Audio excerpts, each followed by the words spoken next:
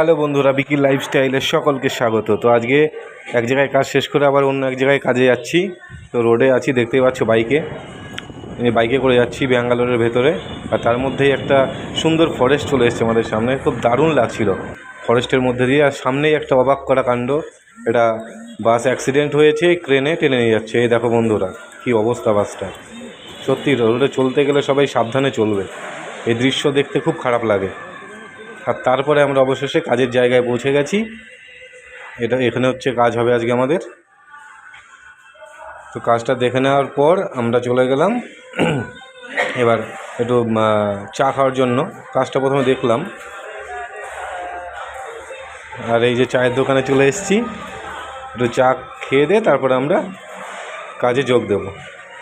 তো বন্ধুরা, ভিডিওটা ভালো লাগলে অবশ্যই লাইক, কমেন্ট, শেয়ার করবে। সবাইকে অসংখ্য ধন্যবাদ।